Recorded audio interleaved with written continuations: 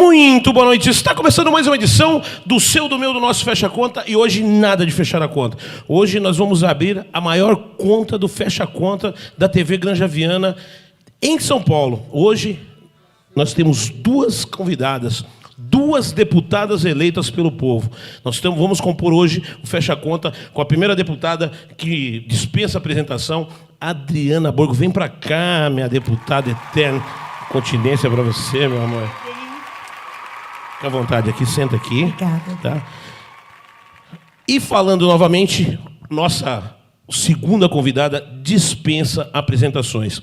Vocês vão lembrar dela, sabe por quê? Porque ela foi uma das principais pessoas do impeachment da Dilma Rousseff. Vocês lembram dela? Não lembram?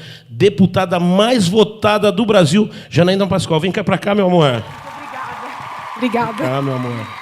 Fica à vontade aqui. Vocês que estão chegando na live agora, sabem, né, que quem faz ao vivo erra mesmo, então não tem jeito. Vocês que estão chegando na live agora, muito boa noite. Vamos começar a nossa live hoje com duas deputadas, a história da mídia regional, mostrando o seu trabalho e o seu valor. Falo para vocês que aqui a gente não está competindo com ninguém, nós simplesmente trazemos a informação. As pessoas de bem vêm sem a gente pedir. Uma honra receber deputada estadual Adriana Borgo. Muito boa noite, meu amor. Boa noite, prazer estar aqui de novo, Kishen, com vocês, com todos da TV Granja. E vou falar uma coisa para vocês. Olha, que ambiente gostoso, que astral. Muito obrigada, que é muito bom estar com vocês. Mas quem faz a diferença são vocês. E hoje eu vou agradecer mais uma vez de você trazer a deputada mais votada do Brasil, que é parceiraça sua, Janaína. Muito boa noite, Eu deputada. agradeço a honra do convite, poder participar desse diálogo, uma alegria para mim. Advogada renomada. Olha, o time está fechadão.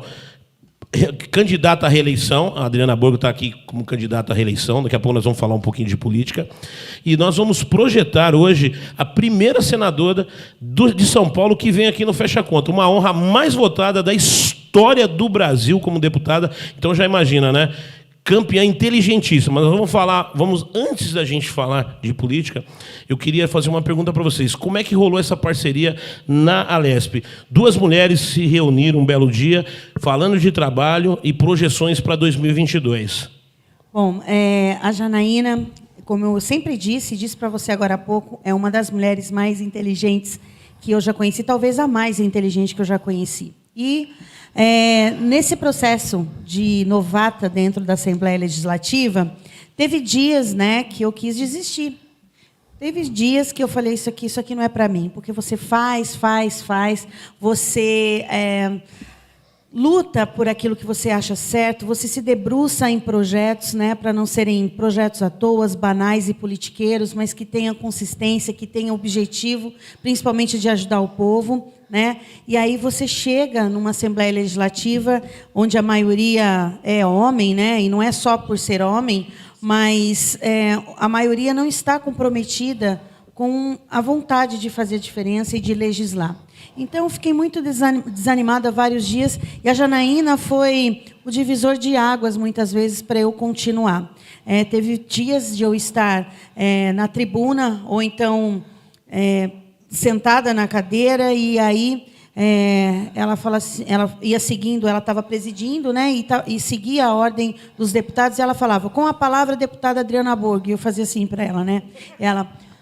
Democrática, vai, né? Vai, aquela mãe mandona, né? E aí ela falava assim, você está linda, você foi eleita pelo povo, a sua caneta é sua, ninguém cala a sua voz, sobe naquela tribuna e fala. E aí eu subia com um nó aqui, vontade de chorar, e falava, e aí eu descia de lá e falava, obrigada por alguém na multidão me enxergar e se importar, né? Porque outro deputado, não quer falar, não fala, quem mandou tá aqui. Na verdade, não, né? tem como não enxergar o brilho, né? Eu vou fazer um ensejo nisso daí. Não tem como a gente reparar uma pessoa e não ver o brilho. Você brilha demais. E o brilho, para quem não tem luz própria, atrapalha. Atrapalha. Entendeu? A gente viu bastante isso lá. Mas aí, diante disso, ela se tornou meu exemplo, né? Eu sou fã dela. E aí, não só por isso, e aí eu comecei, e quando eu entrava, às vezes, só para assinar o ponto que ela estava lá, eu falei, minha mãe, já vou preparar que eu vou falar. Hoje eu não vou escapar, porque ela não vai deixar. Quando ela está presidindo, eu não escapo, né? E isso foi muito bom, porque o empoderamento, ele vem da prática, de você sentir aquilo que você pode, que você é capaz, daquilo que você acredita, a defesa daquilo que você acredita. Então, a partir daí, não só ela, a gente tem uma amiga, Letícia Aguiar, né, uma outra deputada, e a gente ficou muito próxima. Então, eu tenho 2 amigas na Alesp, e essas 2 amigas eu vou levar para fora da política, para a vida, né? Porque eu aprendi, e eu tenho o privilégio, né, de ser amiga de uma deputada que tirou a Dilma do poder, e esse povo tem que parar de ser ingrato, esse povo todo, né? Quem está, quem não está, quem quer estar, todo mundo precisa parar de ser ingrato, trazer na memória o passado, né? E essa mulher que teve mais de 2 milhões de votos poderia ser nojenta, poderia ser, sei lá, né, todo tipo de soberba, porque ela, 2 milhões de votos, a mulher mais votada do país, mais votada que os homens, pensa. Exatamente. Né? Os homens, eu sou a favor das mulheres na política, sempre falei. Então, não, ela é uma simplicidade, é isso que vocês estão vendo, que você está vendo, esse coração, e as causas que ela defende são muito parecidas com a minha, né? Então, o primeiro projeto dela, da adoção ali, eu vivi a minha história, eu contei a minha história, né, na comissão, e assim, ela estava me representando, de certa forma. Então, assim, só tenho que falar para ela que ela é tudo de bom, e ela é uma pessoa que me inspira, ela é inspiradora, não é só para mim, para todas as mulheres. Vou passar as palavras. Olha, eu quero que você... eu quero primeiro te agradecer, porque o projeto, esse projeto pequeno que você fez, que se tornou tão grande, de tirar a Dilma, isso foi uma coisa que fez tão bem para a população de bem, para as pessoas de bem. Desculpem, eu estou só colocando o meu posicionamento quanto à corrupção, essas coisas, entendeu? Eu acho que um bom mandato a gente tem que falar, mas um mau mandato a gente tem que falar. Como que foi essa luta, como que foi essa bandeira, você iniciar um projeto que muitos não acreditaram, talvez riram de você. Ai, riram muito. O senhor acertou. Não, me chama de você também. Você pediu para chamar de você, me chama de você. E que tornou uma coisa que mudou história. Você você colocou seu nome na história, não de São Paulo, do Brasil. Me conta como é que foi esse pontapé inicial. Então, vamos lá. Então, primeiramente, muito obrigada pelo convite seu, da deputada Adriana. Obrigada, Adriana, pelas palavras. Eu sempre, como professora, eu sempre tive como, por princípio, identificar talentos e estimular talentos. Né? Eu acredito que cada um de nós tem que ter consciência da própria finitude. As pessoas, às vezes, vivem como se elas fossem eternas. Eu não, eu tenho consciência da minha finitude, e todos nós, né, somos finitos. Então, é importante fazer com que o outro, né, traga para fora a sua capacidade, porque nós não sabemos o dia de amanhã. Então, quanto mais pessoas capazes, preparadas, confiantes, né, melhor para o todo. Né? Então, fico muito feliz, né, com esse seu depoimento, feliz com a sua coragem, feliz de você não ter calado a sua voz. Então, fico muito feliz de coração. E sempre fiz isso na vida acadêmica com os meus alunos, em especial com as minhas alunas, porque as mulheres, muitas vezes, são muito competentes, mas elas sempre ficam num papel de retaguarda. Então, é muito comum, né, às vezes, equipes de grandes escritórios, ou mesmo políticos, grandes empresas, tem muitas mulheres trabalhando com muita responsabilidade, funções importantes, mas escondidas. E é difícil a mulher ter coragem de passar para o front, porque o front traz muita crítica, muita agressividade, muita pancadaria. Então, às vezes, a mulher segura, né, o rojão do trabalho, mas ela fica na retaguarda. Né? Então, eu sempre estimulo as mulheres a passarem para frente mesmo das batalhas e, obviamente, né, tem que estar preparadas emocionalmente, tem que estar preparadas intelectualmente, porque não é fácil. A cobrança em cima da mulher ela é maior. Né? O homem, quando erra, não, aconteceu, não, a mulher não. a mulher é louca, né? A mulher, então, assim, é importante também estimular, mas, né, estender a mão. Deputada, hostilidade quando chegou na Lesp da oposição a essa é aquela advogada que Não, olha, tirou o início foi mais complexo, né? Muita resistência de figuras muito antigas, por força da votação se sentiram incomodadas, né? Nem eram pessoas assim da esquerda, mas que se sentiram muito incomodadas, né, por força da votação. E os colegas da esquerda, com aquela mágoa, né, com aquela necessidade de agredir num primeiro momento. Mas eu acho que, aos pouquinhos, foram entendendo, né, que eu também não sou uma pessoa de briga. Eu sou lutadora por causas, mas eu não brigo com as pessoas, entende? Se a gente tiver uma visão divergente num ponto, nós podemos ficar 3 horas discutindo o ponto. O ato. Eu não vou te ofender, eu não vou te agredir, eu não vou trazer um adjetivo contra você, nem contra a Adriana. O pessoal, né? E acho que, aos poucos, eles foram percebendo. Então, as coisas foram tranquilizando, entendeu? Demorou um pouco, no começo não foi simples, mas as coisas foram sendo colocadas nos seus devidos lugares. Mas eu quero dar os parabéns para as duas por mostrar que mulher não é lugar de mulher, não é cozinha. Mulher é na política, é cuidando da gente. Vocês têm um diferencial, sabe? Que o homem é mais bruto. Vamos votar, não tem aquela parcialidade de coração. Vocês também têm emoção. Raciocínio e a emoção. Eu sempre falei, quando a deputada veio aqui, no tocante ao quê? Eu sou filho de militares. E quem mais sofre hoje, eu falo, são os praças. Lógico que nós temos maus policiais, mas nós temos bons policiais. E essa causa que a Adriana carrega, que é a injustiça, as pessoas expulsas da polícia e sair de lá com uma mão na frente e outra atrás, né? E você saber separar o certo do errado. Então, isso é muito importante. Por isso que eu sou a favor sempre de vocês estarem na política, e pode ter certeza que você vai ser reeleita e você vai ser senadora por São Paulo. Deus vai abençoar, porque eu sei que vocês vão fazer essa diferença. Principalmente a senadora, um peso muito grande, um passo gigantesco. Mas para Deus nada é impossível. Muito obrigada. Essa questão das expulsões, né, ela é uma questão que precisa ser enfrentada. Por quê? Porque, para além da injustiça com a pessoa, tem a perda para o Estado e para a sociedade. Para formar um policial, tem muito investimento. Tem tempo nessa formação, tem treinamento teórico, tem treinamento prático. Então, não é só a injustiça com o policial que foi expulso indevidamente. É a perda para a sociedade daquele homem, né, daquela força de trabalho e de tudo que foi investido naquele homem. Tem ainda um risco grande, que não pode ser ignorado, deste profissional ser cooptado pelo crime, porque é um homem treinado. Então, esse olhar, né, um pouco mais amplo está faltando para a administração de São Paulo. Eu já conversei muito com a Adriana sobre isso. Se o cidadão dá um tiro na nuca de alguém que está algemado, que já está contido, isso é uma execução.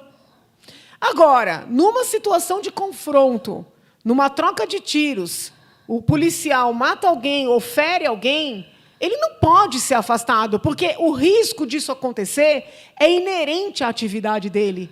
Então, é essa análise sistêmica que está faltando na administração da segurança pública no Estado de São Paulo. Os fatos, os casos são misturados, né? Mistura um policial, que, na verdade, deixa de ser um policial quando pratica um crime deliberadamente, com aquele que acaba tendo um efeito do risco da própria atividade, né? Então, tem que separar isso aí. Deputadas, e como é que nós estamos nesse quesito saúde mental? Hoje a gente tem um alto índice na Polícia Civil, na Polícia Militar, de, né, o policial tirar a própria vida. Como é que está o trato do governo para com as famílias e para com esses policiais? Então, Algum projeto, deputada? Tem projeto em frente parlamentar. Só fazendo um adendo do que a deputada Janaína falou, hoje existe na casa a PEC 06. Então, às vezes a gente é criticado, sabe, principalmente por alguns oficiais da polícia que não entendem ou que têm medo de que a gente revire os processos, né? Que nós não defendemos policial bandido, não é isso. Os órgãos competentes para julgar uma pessoa são os tribunais de justiça cíveis e penais. Se esse policial, se esse agente da segurança é absolvido por esses dois órgãos, né, com juízes togados, especialistas, e que estão embasados na lei, o administrativo da polícia não pode mandar embora antes dessa conclusão. E o que está acontecendo é que a via rápida da polícia, quando um policial se envolve em qualquer ocorrência, né, já manda embora em 30 dias, né, e aí ele é absolvido nas esferas civil e criminal. E não consegue voltar. Você pode ter o melhor advogado do mundo, né, porque voltar o policial quer dizer que o Estado está reconhecendo um erro. E se ele reconhece esse erro, isso gera um novo processo da vítima, né, do policial demitido contra eles. Então, assim, abusivo, e a PEC 06 ela vem mudar a lei mesmo, um dispositivo da lei, um artigo que garanta, né, porque já consta lá que o agente de segurança demitido, absolvido, deverá ser reintegrado às fileiras. Só que não especifica em quais artigos, eles se apegam nisso, porque não tem a especificação de quais artigos, né, e acabam mandando embora esses meninos. Então, a PEC 06, né, eu quero mandar um abraço para o Medina, para todos os meninos do Coração Cinza Bandeirantes, dos policiais para sempre, dos injustiçados, né, que são grupos de policiais que hoje congregam muitos no Estado que têm a sua moral retirada. Não é só o provento, não é só uma injustiça, é um X nas costas, no coração, né? Porque esses meninos foram treinados e, principalmente, são policiais que, às vezes, nós temos um caso de um policial, 29 anos e 12 dias.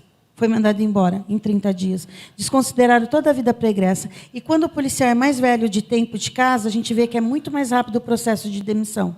Porque hoje, infelizmente, o Estado acredita e acha e considera o policial como um peso para a Previdência. E como né? integrar, deputada, uma pessoa que 29 anos só sabe ser policial, defender, tomar um tiro, como integrar ele no trabalho? Porque sai com não tem um fundo de garantia, não tem nada, né, retirado, não sai com uma mão na frente e outra atrás. Como integrar ele na sociedade, um trabalho, alguma coisa? Não tem o que fazer. Não Vai tem. fazer bico de segurança? Olha, eu vou te falar uma coisa. Eu sempre digo, né, que o policial, o profissional de segurança pública, quando ele entra novinho, ele faz uma série de exames para estar apto. Quando ele sai, ou quando ele é mandado embora, não há, como as outras empresas, nenhum tipo de perícia médica. Porque, senão, pelo atestado médico, eles não poderiam ser demitidos. O policial sai com um nível de estresse tão elevado, porque ele convive com a morte e a vida todos os dias, em questões de segundo, a opressão do sistema militar, né? Não estou falando das regras, tá? A polícia é legalista e ela precisa ter as regras, o regulamento. Mas as coisas que regem a polícia hoje chama R-Quero. O discernimento e a vontade de alguns comandantes. Então, esses comandantes perseguem, esses comandantes, se você se envolve numa ocorrência, por exemplo, se você vai para uma ocorrência onde o fim, em legítima defesa, acabe em morte de um bandido, mesmo com passagem, esse policial é imediatamente tirado da rua, né, e colocado no administrativo como forma de punição. Aí entra a saúde mental. Tem processos que a polícia militar desarma o policial, ele vai desarmado para casa. Todos. Mas como isso? Todos. Se você se envolver, você é desarmado. É uma aberração. Aí o que eles fazem? Vamos colocar ele no... agora, como é que chama? Como é que chama o programa de quando se envolve em ocorrência? PROAR? PROAR. Ainda tem um programa PROAR? É PROAR, né? PAPM. PAPM. Coloca eles no programa PAPM. Aí o que acontece? Ele se envolveu na ocorrência em julho, um exemplo, né? Só vai abrir vaga em dezembro. Ou seja, se era para cuidar do polícia, um programa psicológico para cuidar da polícia, do policial, como é que ele vai em dezembro? Como é que ele ficou daqui até dezembro? Sendo castigado e punido mais uma vez. Então, hoje, a Câmara, né, que os policiais têm... As COAPs, né? Aquilo ali, todo mundo fala, não, mas é para ser uma prova favorável para o polícia. É um rastreamento legal, né? Pergunta para os polícias se é isso. E eu não estou falando de maus policiais, não. Estou falando dos bons policiais. Porque ele pensa várias vezes se ele vai ou não vai e ele acaba morrendo por causa disso. Segundo informações, os índices de abordagem caíram bruscamente no estado de São Paulo. Poxa, porque eu estou com 2 polícias ali, estão coçando para falar 3, né? Estão coçando para falar ali. Então, assim, são uma série de ações que precisam ser revistas. São coisas simples. Você quer ver uma valorização? A polícia não pede só salário. Uma valorização, transfere, faz um plano de transferência desses policiais para próximo de suas residências. Para que eu tenho um polícia que mora lá em São José do Rio Preto, trabalhando em São Paulo, 600 quilômetros longe da família, se eu tenho um aqui em São Paulo, lá em São José, que quer vir para São Paulo porque a família mora aqui? O que custa? Por que eu tenho que falar que tem que ficar 2 anos? Por que eu tenho que querer... Na fila, Mas isso acontece também no sistema prisional. Sim. E, às vezes, parece maldade. Não é porque maldade. não raras vezes tem um funcionário numa unidade do sistema prisional que trabalha muito longe da sua casa, tem outro que trabalha perto da casa dele e quer fazer uma permuta e a secretaria não permite. Aí explica qual o objetivo. E a proximidade da família é importante para a manutenção da saúde mental. Exatamente. Porque já são atividades tensas, né, tanto do polícia militar, do polícia civil, do polícia penal. Se você não tem um amparo da família, fica mais difícil. Então, a pessoa só pode voltar para casa no final de semana. Filho pequeno, às vezes os pais doentes. A proximidade, né, traz esse conforto. Tanto é que nós estudamos e ensinamos que o ideal, por exemplo, até para o preso, é cumprir a pena perto da família, para possibilitar a visita. Poxa, se existe esse princípio de humanidade para quem está cumprindo pena, por que não há para o funcionário? Exatamente. Então, é tão cruel. E, assim, são muitos casos. Não são casos isolados. Para o senhor ter uma ideia, eu sempre recebo e-mails de casais, né, policiais casados, policiais penais casados. Parece que o sistema faz questão de separar. E o artigo 130 garante, né, que eles estejam no mesmo local, morem, sejam lotados no mesmo local. E nem um artigo que garante, nem a lei é respeitada. Né? E aí as transferências são via QI, né? Eu conheço alguém lá, peço, né? Ou quando dá na telha lá, ou você faz alguma coisa errada, aí você vai como punição para outro lugar. Né? E assim... Poxa, custa fazer o polícia se sentir melhor? Aí eu vejo policiais e policiais, são 2 vagas no ônibus para ir embora, que é uma concessão. Não é que eles têm direito ao ônibus, é uma concessão. Né? Porque você não pode obrigar uma empresa privada a doar o que é obrigação do Estado. Fazem, né? Por gentileza. Por gentileza. Aí tem 4 policiais que moram lá em São José do Rio Preto, que é um dos lugares mais longe, ou então para aquele lado de lá de Aparecida do Norte. Presidente Bernardes. Isso, Presidente Bernardes. Aí tem 4, aí tem 2. Se vem um oficial, o praça tem que ficar, você acredita? O oficial entra na frente. O praça, às vezes, sai mais cedo, entra mais cedo para sair mais cedo, para ter o lugarzinho, mas se chegar um oficial, o praça fica e o oficial vai. Né? Isso é uma das coisas. Outra coisa, 2 lugares... São 4 policiais. Aqueles 2 policiais, ou eles voltam para a rodovia para pedir carona, mendigar. Pensa um agente da lei, né? Fardado, pedir carona para ir embora. É muito humilhante. Né? Morrem em acidentes. Né? Às vezes vão de moto, porque os itinerários são longos e caros, porque eles têm que bancar. Então, eles morrem nos caminhos, aí, vivem batendo atrás de caminhões. Aí, né? E tudo isso são coisas que a gente não está falando de salário, a gente está falando de valorização. Né? Cursos de aperfeiçoamento, mas não é esses cursinhos que a gente está falando de uma semana, não. Ouvir eles. Quer outra aberração, que tudo isso cai na saúde mental? Os atestados médicos. Puxa vida, os policiais passam no atendimento psicológico da Polícia Militar e lá eles são encaminhados para psicólogos que são policiais ou psiquiatras policiais e eles falam assim, ele não tem condição de seguir, toma um atestado.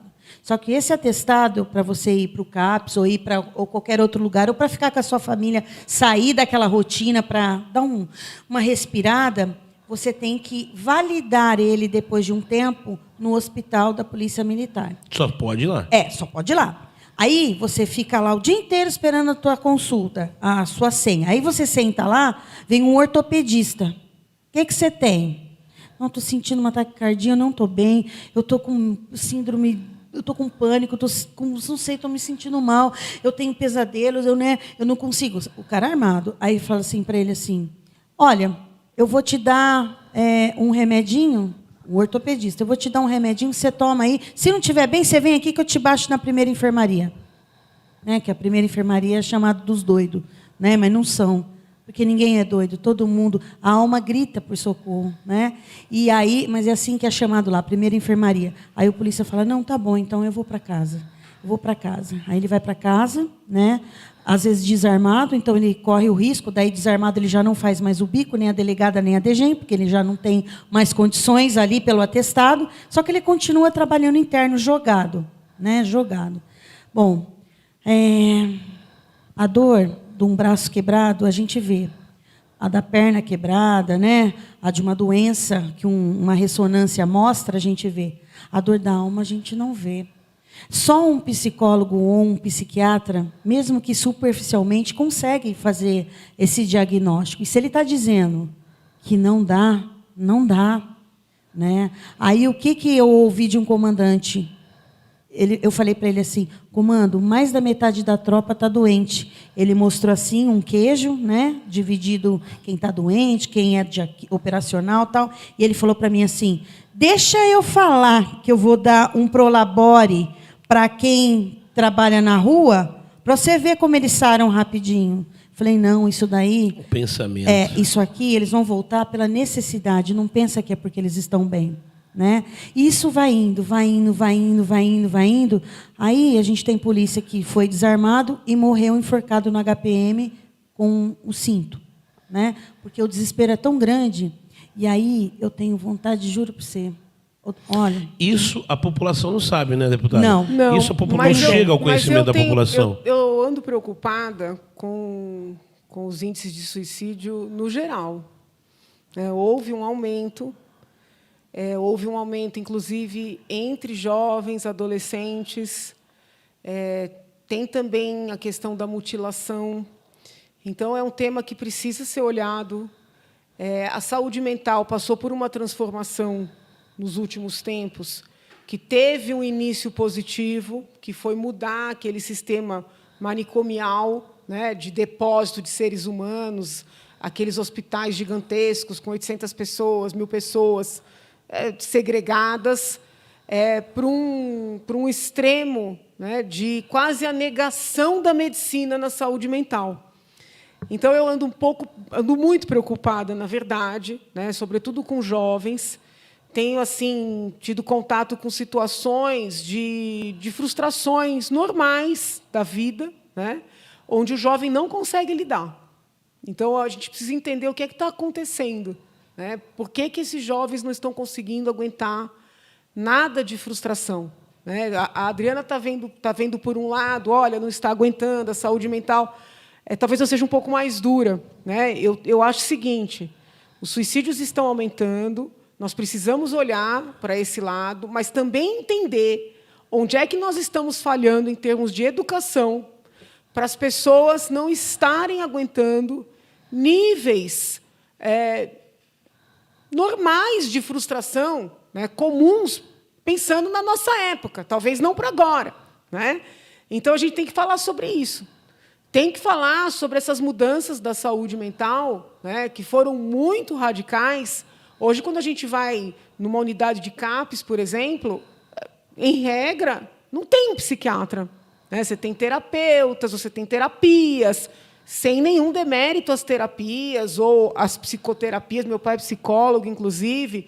Mas, assim, o médico é importante na saúde mental, né? Então, assim, eu acho que é um problema. Esse problema da saúde mental tem a questão do policial, mas vai além, né? Eu fui visitar, por exemplo, fui fazer uma reunião com a coordenadora das ETECs, e ela até fez a queixa. Ela falou: olha, doutora, as escolas públicas, elas contaram, por causa do período de pandemia, com essa assistência psicológica, mas as ETECs não. E nós temos tido sérios problemas de adoecimento, né, dos nossos alunos, que são adolescentes, né? Então, assim, houve aí essa situação da pandemia, esse trauma, esse excesso de pânico que foi colocado também na população. Todos são testemunhas que eu nunca diminuí a doença, nunca. Sempre destaquei que a doença era grave, eu adoeci, eu fiquei internada, mas o terrorismo que foi feito pelos veículos de comunicação, né, que passou do alerta, isso machucou muito, isso abalou muito a saúde mental das pessoas, em especial das crianças e dos adolescentes. Muitos estão tendo dificuldade de se integrar, por exemplo, na escola. Pensa uma criança pequena que passou 2 anos sem ir para a escola, por força da pandemia. Eles estão tendo dificuldade de se integrar. Então, a questão da saúde mental, ela é grave, né? Precisa ser olhada, mas eu acho que precisa mudar o olhar. Porque essa história de que não precisa de médico, né? Não precisa de profissionais da área, ela não vem sortindo os efeitos, né? Parecido com a discussão que eu faço nas maternidades, onde a gente vai visitar, tem banheira, tem bola de pilates, tem barra, mas não tem anestesista, né? Não tem obstetra, não tem centro cirúrgico. E aí as pessoas falam: não, doutor, olha, nós estamos humanizando. Acho ótimo humanizar, mas tem coisas que você precisa dos especialistas, precisa, né? Não é uma visão ultrapassada. Então, assim, acho que a gente tem que falar muito sobre isso, porque é um modismo, sabe? Um modismo de negar as coisas, né? E é melhor enfrentar do que esconder as situações embaixo do sofá ou do tapete. Ficou muito falado só em Covid, mas o câncer continuou, o infarto continuou. E uma coisa... Não só continuou, como agravou. Por quê? Agravou. Porque o foco ficou só na Covid, os recursos foram todos destinados para a Covid, as cirurgias eletivas, os exames, muitos procedimentos ficaram suspensos. Então, cânceres que teriam sido diagnosticados lá atrás e iniciados os tratamentos foram crescendo. Quando foram fazer o diagnóstico, já eram tumores gigantes, o que gera dificuldade de tratamento e de cura e mais gasto, porque quanto mais grave a doença, mais caro o tratamento, entendeu? Então, assim, tudo bem, foi uma doença nova, estávamos todos aprendendo, todo mundo errou um pouco, mas esse terrorismo que foi feito foi mais deletério, trouxe mais, assim, prejuízos do que benefícios. E quanto você falou sobre ações parlamentares no combate do suicídio, né? A primeira frente parlamentar como deputada estadual foi justamente ao combate ao suicídio, né, de policiais e profissionais de segurança pública. E ali eu esperava, com essa iniciativa, né, nós levamos especialistas, levamos policiais que coordenam o NAPs, né, que são os centros de atendimento, que a polícia fosse nos dar um braço. Porque não foi só uma frente parlamentar, nós mobilizamos para mandar recurso. Só no LOAS nós indicamos mais de 1,5 milhão para estruturar os NAPs, que são os Centros de Atendimento Psicológico dos Policiais. E o comando sequer, nenhuma vez, veio me procurar, ou veio procurar algum deputado que faz parte, ou, pelo menos, se dispôs a nos ajudar, a nos abrir as portas para que nós cuidássemos. Pelo contrário, vocês, médicos psicólogos, que trabalham nos NAPs, a ordem foi essa: se ficar dando atestado, ficar passando a mão, ou ficar questionando a ordem do diretor-geral do Hospital da Polícia Militar, vocês vão voltar a fazer o que vocês faziam, ser policiais normais. E aí teve um caso de uma pessoa que questionou, uma médica que questionou. Sabe o que aconteceu com ela? No mesmo final de semana, ela foi escalada no jogo de futebol, né? Uma médica psicóloga para castigá-la, tiraram ela do NAPS e ela foi escalada no jogo de futebol. Não tem um incentivo para os médicos dos NAPS, tá? Para os psicólogos, para os psiquiatras, o salário é o mesmo, eles não recebem mais, eles fazem por amor. Né? E aí, tanto as ecoterapias, o PROERD, que é um programa maravilhoso de combate às drogas, né? Isso não tem incentivo. Por que será? Né? Por que será? Porque uma coisa é você não ter ajuda. Eu detesto quando você critica e não abre uma possibilidade, nem uma opinião e nem uma forma de ajudar. Mas quando você abre uma frente parlamentar, você envia recurso e mesmo assim você tem nada, né? Tipo, tanto faz você fazer isso que para a gente não interessa, né? Então é muito frustrante, né? E aí a gente tem visto aí o número de divórcio muito grande, aumentou demais dentro das instituições. Funcionário público, mas a gente fala mais da polícia porque é uma profissão atípica, né? Os policiais são atípicos, não tem jeito da gente comparar como qualquer outra, né? Profissão, né? Porque todas as profissões salvam, eles salvam vidas e para isso às vezes eles têm que tirar vidas. Isso mexe com a cabeça, não tem jeito. Né? A gente foi feito para amar, a gente não foi feito para, né, ter que reagir ali de uma forma mais bruta. Então, assim, é muito triste isso, mas nós temos que continuar, né? Nós atendemos, colocamos, o meu gabinete colocou à disposição, nós fizemos uma rede de atendimento, a CVV, né? Então, hoje, todo policial que nos procura, eu não posso fazer isso pelo gabinete, mas imediatamente nós indicamos a CVV, que é um serviço gratuito, e colocamos à disposição parcerias, pessoas que acreditaram no projeto da Frente Parlamentar, que hoje atendem gratuitamente, né? Psicólogos, psiquiatras, e quantos desses atestados psiquiatras são desatestados nos hospitais, no hospital da PM?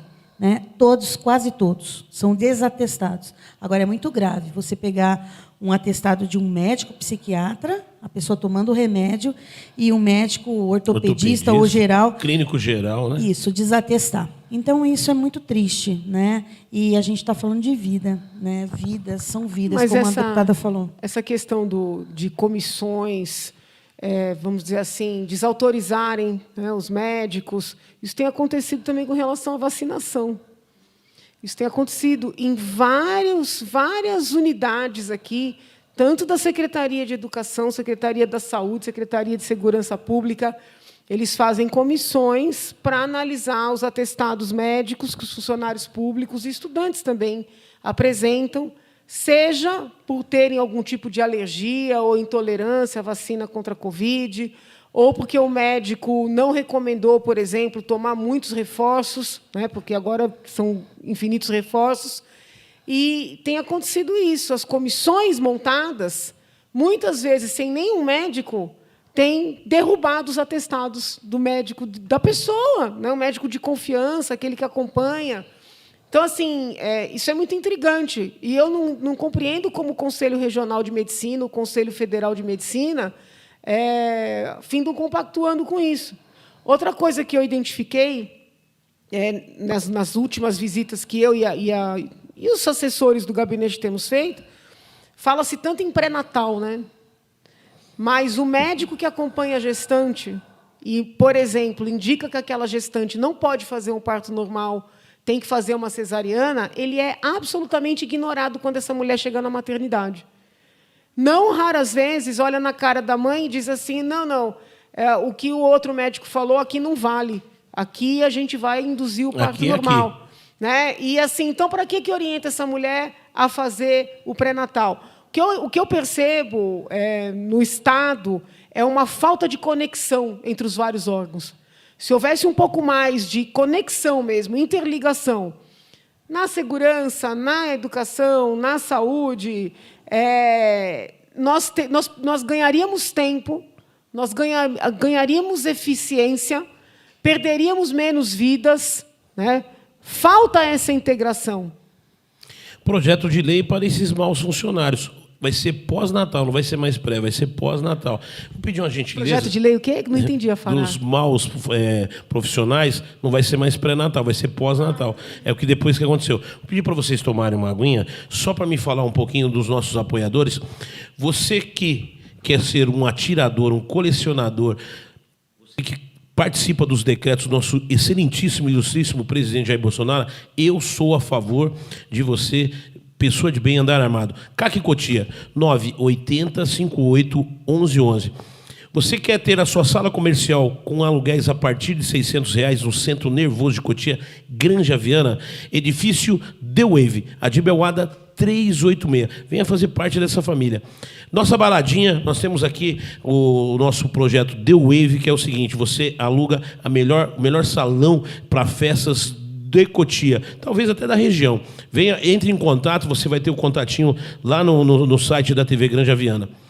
E você que quer também montar sua sala comercial, sabe aonde? No Jardim da Glória, próximo aqui da Granja Viana, João Paulo Abras 330, você vai montar lá o seu salão comercial também com aluguéis a partir de R$600. Barato, venha fazer parte desse conglomerado. Estou com essas ilustríssimas, inteligentíssimas, estou me sentindo até um pequeno, por tanto conhecimento de política e fazer a verdade. A gente estava falando da saúde mental, mas a gente também tem um quesito muito importante, deputados. Sabe o que é? Nós temos a melhor polícia do Brasil, com o pior salário. E vou ainda mais, nós tivemos um gestor no governo, não vou citar o nome, que eu não votei nele, e fez campanha política em cima de valorizar, né? Nós precisamos que o cara trabalha, precisa ter um salário digno, né, para não ter que fazer bico e tudo mais. As ilustres deputados acompanharam todo esse processo, né, desde o começo, até da saída dele para ser pré-candidato. Como é que ficou esse negócio de aumento salarial para a segurança pública, tanto para os policiais militares, para a polícia. Delegado também, eu tive uma entrevista com um delegado que falou que o salário está muito baixo. Como é que está os olhos da Assembleia Legislativa para o quesito aí, o din-din dos funcionários? Bom, eu quero deixar bem claro, que bom que eu tenho a oportunidade de falar. Quem dá aumento salarial é o governo do Estado. Os deputados aprovam o orçamento para que no próximo ano tenha um índice para ser usado para o reajuste. Tá? Todos os dias na tribuna, quem defende funcionário público, professor, polícia, vai lá e cobra. A gente pode fazer indicação, pedidos, etc. Mas nós não temos poder, né, para obrigar o governo a dar aumento salarial. O que nós podemos fazer, e o que a gente fez, é não votar projetos que, veja bem, projetos que venham dele que não sejam interessantes para o povo. Então, a gente boicota, obstruindo, fazendo aquele jogo. Pedindo vistas. Exatamente. É o que dá para fazer. E o funcionalismo público, e principalmente o policial, ele tem que entender que nós cobramos, que nós estamos ali para fazer uma pressão política, fiscalizar. Mas a gente não tem o poder. Se fosse por nós, meu Deus, eu acho que o tripé, educação, saúde e segurança, tinha que ser muito valorizado, com um salário digno realmente, com um ticket digno, mas não é a nossa função. Não sei se a Janaína tem um complemento. Não, o que eu acho que foi muito ruim é porque, realmente, o ex-governador prometeu que ele terminaria o seu mandato, fez campanha, com os salários mais elevados. E o que deu de aumento foi muito pouco, foi praticamente a recomposição, nem isso. Tirou na Previdência. Então, o que é muito complicado é isso, né? Chega no ano eleitoral, as pessoas fazem promessas que ou elas não foram verificar se elas podem cumprir, ou elas já sabem que não podem e mentem. Isso é muito grave. Então, assim, é até interessante falar sobre isso, a psicologia do ano eleitoral. Porque eu tenho falado também, o eleitor diz, eu quero um político que me diga a verdade. Porém, quando o político diz a verdade, sobretudo no ano eleitoral, o eleitor não gosta. Então, para o amadurecimento do nosso sistema político, do nosso país, é necessário que o eleitor decida, de fato, se ele quer saber a verdade. Né? Porque o certo é o político, por exemplo, que se candidata ao governo do Estado, entender que existe orçamento, que existem limitações, que tem tetos, que tem lei de responsabilidade fiscal, pedir para uma equipe técnica fazer uma análise de qual é a possibilidade de aumento e já chegar num debate ou num programa eleitoral e dizer, olha, pelo que eu avaliei, eu posso conseguir tantos %. Eu vou me esforçar para conseguir mais, mas eu posso conseguir tantos %. Esse é o certo, entendeu? Mas não, falam qualquer coisa. E as pessoas querem ouvir qualquer coisa. Porque quando tem alguém que chega e fala, olha, isso pode, isso não pode, isso a lei me permite fazer, isso não permite, não gosta. Eu venho sendo massacrada nas minhas redes porque eu insisto em falar a verdade. A gente é muito parecido. Entendeu? Eu insisto em falar a verdade. Né? E a verdade não é boa. Eu vou dar um exemplo para o senhor. Porque que eu venho... Excelentíssima senadora, me chama de o que você, eu digo o seguinte, nós estamos num ano eleitoral. Quaisquer dos candidatos que estão concorrendo para todo e qualquer cargo podem ganhar, podem perder. Mas a política no Brasil ela é feita como time. Então, não, porque o meu candidato já ganhou. Então, as pessoas ficam falando, não, vai dar primeiro turno. Se entrar nas redes de alguns deputados federais, está escrito lá, né? Vai dar primeiro turno. Aí eu falo, gente, não é assim. Tem que conquistar o eleitor, tem que explicar o que vai fazer diferente ou o que vai manter. Não é assim. É uma eleição difícil que nós vamos enfrentar. E aí ficam com raiva de mim, dizem que eu estou jogando contra. Entendeu? Não, você está contra o presidente, porque você está dizendo que não vai ganhar no primeiro turno. Eu falei, gente, mas é uma eleição dificílima. E estou para falar que é a maior das eleições da história do Brasil. Sim, então assim, não dá para achar que já ganhou. Eu aprendi isso aí no 4º ano do primário. Tinha uma gincana de festa junina. A gente andando, estudava na Escola Estadual EEPG Blancas Wicker Simões, no Tatuapé. A gente andou de porta em porta pegando prenda, né? Vocês são da época de pegar prenda também. Sim. A vassoura valia 50 pontos. Nós achávamos que íamos ganhar. Era o 4º ano. Quando chegou no último dia, eu não sei como, o coleguinha da outra sala conseguiu uma parceria, chegou um caminhão de prenda. E é óbvio que a gente perdeu. Eu cheguei em casa chorando. Aí falei, pai, eu tinha certeza que eu ia ganhar. Ele falou, aprenda a primeira lição.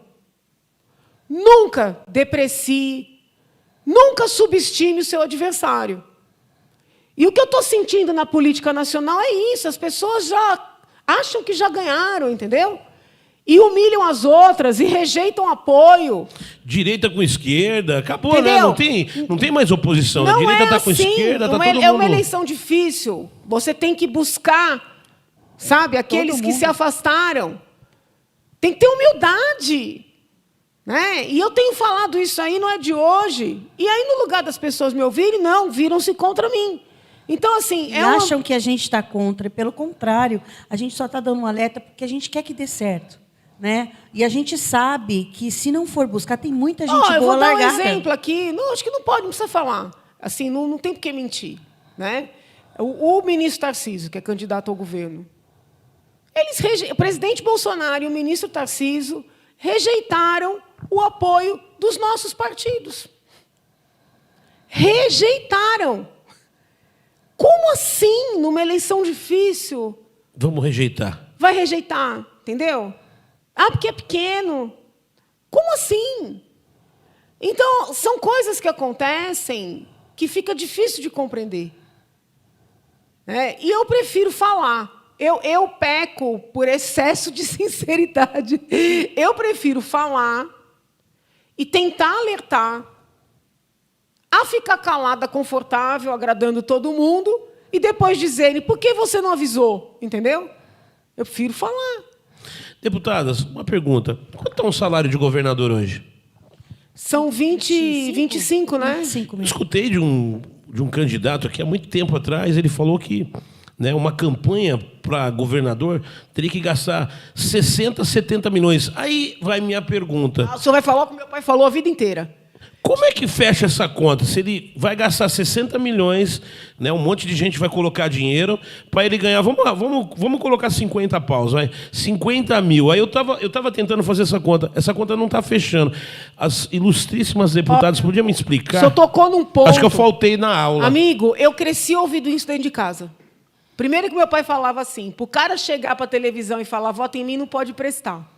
Tanto é que em 2018 eu tinha uma dificuldade enorme de pedir voto, porque eu ficava lembrando meu pai falando, entendeu? E ele dizia assim, não fecha a conta, a sua frase.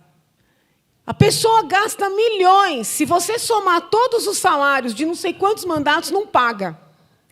Então, assim, nós temos que reformular todo esse sistema, né? Eu não tenho fundo partidário, não tenho fundo eleitoral, não estou pegando vaquinha, vou fazer uma campanha simples, como fiz em 2018, porque eu acredito que a gente tem que mudar esse sistema.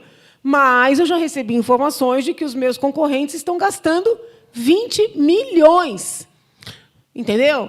Então, assim, nós não podemos... Isso para o cargo de senador. Sim. E quanto ganha o senador, senadora? Aproximadamente. Eu acho que é 30 e alguma coisa, né? Nossa, e como é que... O que é que eles aconchavam? Põe aí, então, põe a sua assim, empresa, nós porque, vamos... assim, o que acontece? Aquele... Por exemplo, eu, com a graça de Deus, em 2018, eu entrei sem dever nada para ninguém. As pessoas que foram pedir para os seus parentes, para os seus amigos votarem em mim, foram pelas minhas ideias, pelos meus princípios, pelas propostas que eu apresentei. Porque eu acho muito complicado, né? O candidato recolhe um monte de dinheiro e depois fica devedor. Entendeu?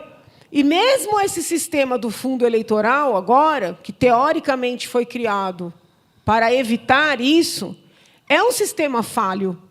Porque como o que interessa para os partidos é eleger deputados federais, porque os deputados federais são os que retornam tempo de TV e mais dinheiro, né?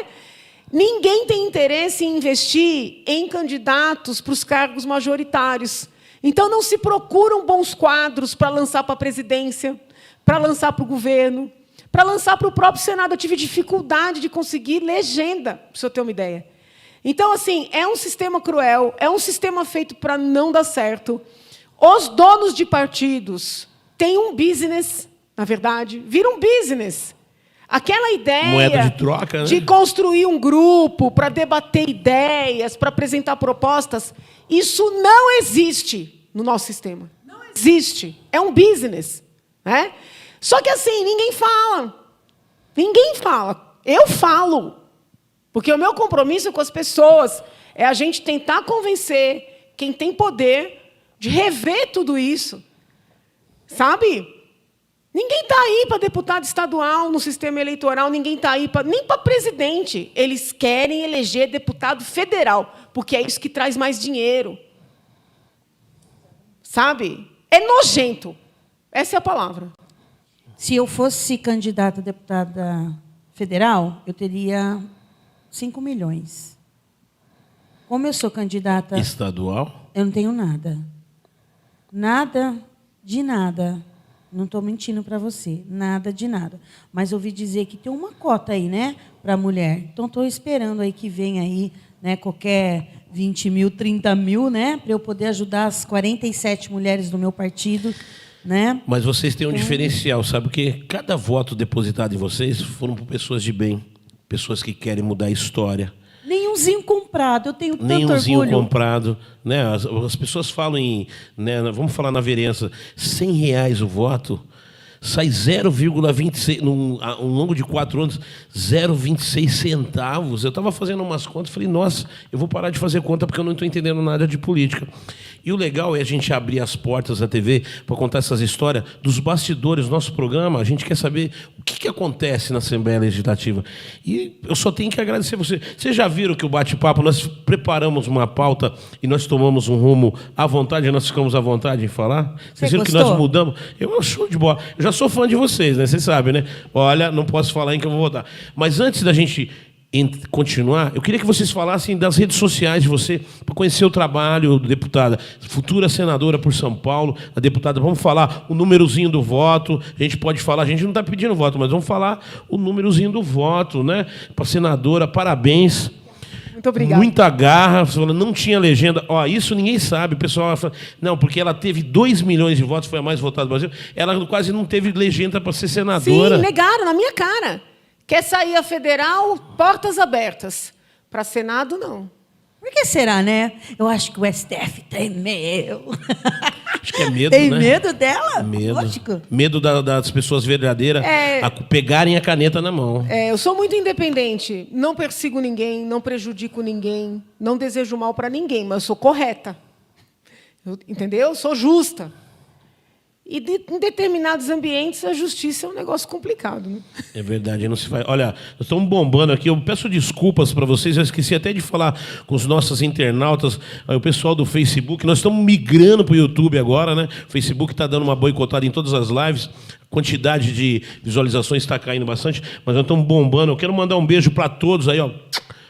Todo mundo que está. Carmen Silva, Lúcia Kraus, ó, estamos uma galera pesada aqui no YouTube, bombando, mandando pergunta. Mas você viu, né? Olha, as coisas por si só acontecem. Não é à toa que vocês foram unidas na Assembleia Legislativa, vocês nem se conheciam, né? Nenhuma nem votou na outra lá para ser presidente e tudo mais, mas as coisas Deus coloca no caminho. Como é que está o número? Vamos falar o número para a senadora, esse número que foi difícil de ganhar, vamos falar? Pode, afinal, falar? Deve falar. É 287. 287 para senadora. A gente não pode pedir voto. Ó, vota em mim. Vota em mim no Kiki. Eu não sou candidato mesmo. Deputada, como é que é o número lá? Vamos falar o númerozinho. 36190. São Paulo inteiro, vamos pegar, vamos compartilhar essa live, vamos chegar nas pessoas de bem. As pessoas ruins, deixa aí que já tem os outros candidatos que vão pegar esses votos comprados aí. Então, nós vamos, sabe quem? As pessoas que querem ter um Brasil diferente, que querem ter um São Paulo diferente. Eu que quero um salário justo, porque meu pai também é policial militar, meu pai foi praça, meu pai é vivo ainda, um salário justo. Uma coisa que eu queria perguntar rapidamente, por que na aposentar a esposa, quando o policial vem a falecer, aí já não é mais 100% do salário, é só 75%. Por que disso não pode continuar integral? O pessoal está tudo no final da vida, né? Os velhotinhos, não é verdade? Então, era 100%. Aí, com a nova reforma da Previdência, passou para 75%, né? Mas, judicialmente, consegue, demora um pouco. Talvez até nem veja esse dinheiro. Mas é desgastante, né? Desgastante e, assim, fora do propósito, né? Tirar aquilo que já foi contribuído, que isso não é favor, isso é uma contribuição, né? Antes de encerrar o programa, eu quero agradecer todos vocês que estiveram na nossa live. Olha, eu já estou muito emocionado, porque hoje não é para qualquer um, não. Tenho 2 deputadas eleitas pelo voto do bem no nosso sofá mais famoso da internet. Antes de eu encerrar, de passar o finalzinho, primeiro, para Vossa Excelência, senadora já eleita, ó, Deus está no comando sempre. Eu vou mandar, a deputada já passou por aqui, vou mandar para a senhora levar lá para Brasília o nosso troféuzinho do Fecha Conta, por favor. Que chique. Entrega para minha Olha senadora. Lindo. Muito obrigada. Com carinho, tá? Muito e obrigada. para minha deputada, você podia deixar hoje de vir aqui, não levar uma lembrança. Eu quero que você tome um cafezão lá na Assembleia Legislativa, reeleita como a mais votada de São Paulo também. Deus vai abençoar. Amém. Sabe por quê? A voz do bem não pode se calar. Eu adorei você, professora. Adorei você. A Adriana falou, você vai gostar dela. É isso que a gente está precisando, de mulheres com firmeza e mostrar para os homens que acabou a corrupção. Vamos votar certo, vamos transformar o Brasil. E eu só tenho que agradecer vocês por serem as melhores mulheres do mundo. Sabe por quê? Vocês não estão cuidando só de mim, vocês estão cuidando dos meus filhos, dos meus pais, desses policiais expulsos, desses policiais que ganham mal, dessa saúde que a gente não tem. É isso que faz a diferença. E vocês estão de parabéns. Obrigada. Olha, eu jamais me uniria, mesmo sendo amiga, de alguém que eu não acreditasse. E eu e a Janaína, nós estamos na mesma simplicidade de campanha, né? No mesmo patamar de igualdade. Nós não temos nenhum recurso, não temos fundo, não temos nada. Mas nós temos a verdade. E eu sempre ouvi do meu pai, que faleceu agora em maio, que a verdade vos libertará. Né? Todos os dias nós ouvimos isso dele.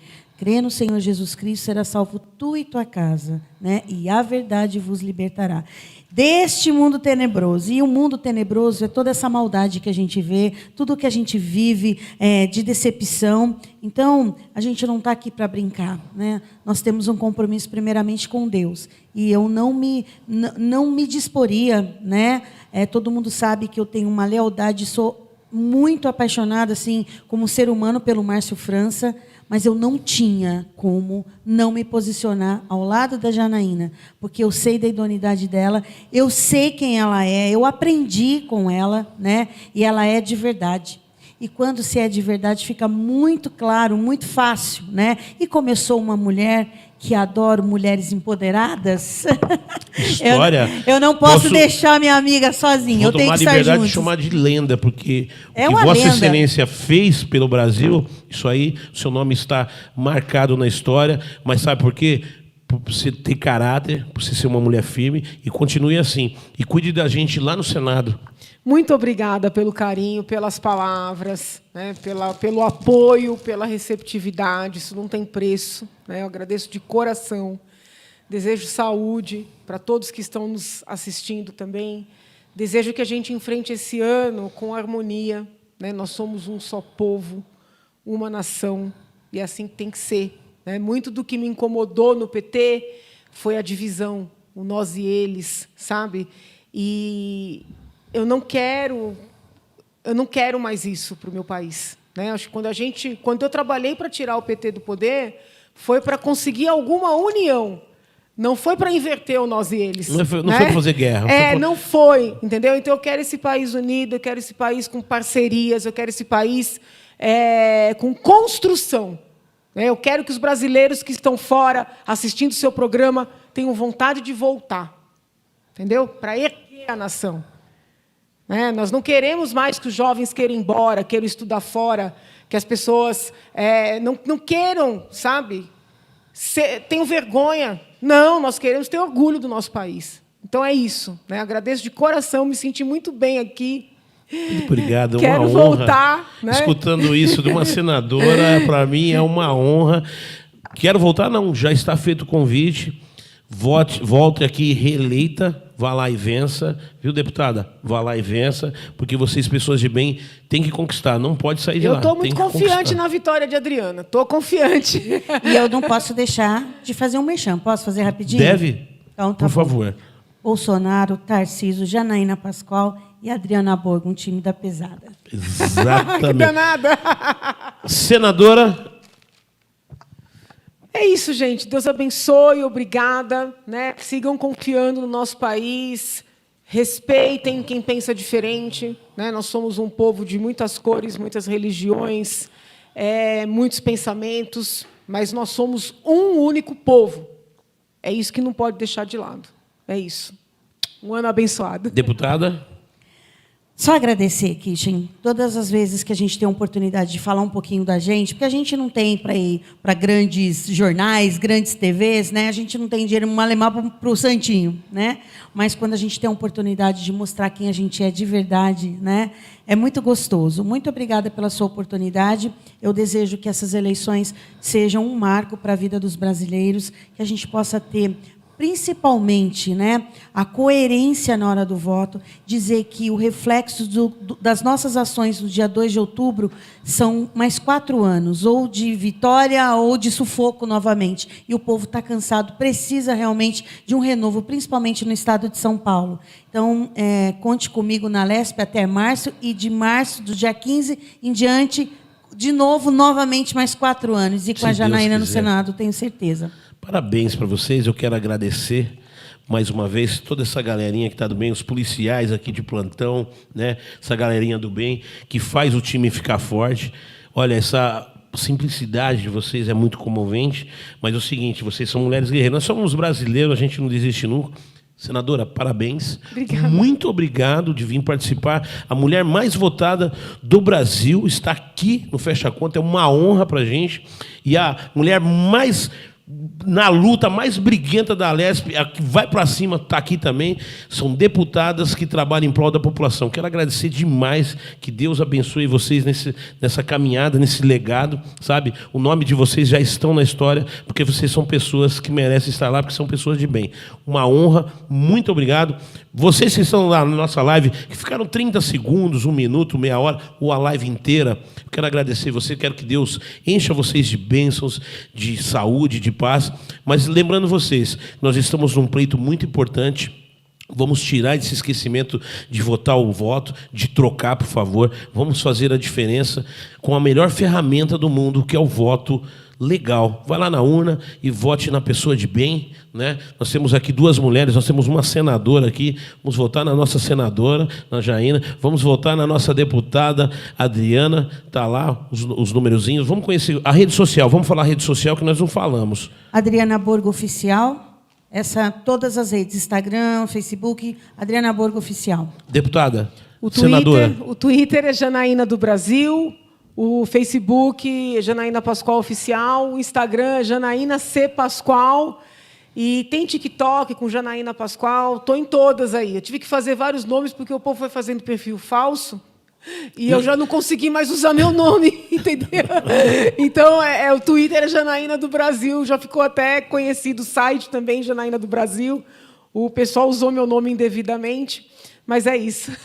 Obrigado de saírem das correrias políticas para vir dar uma palestrinha aqui para a gente, contar um pouco da sua história. Muito obrigado e Deus acompanhe vocês, um bom retorno. Beijo para vocês. E vocês que almejam um cargo,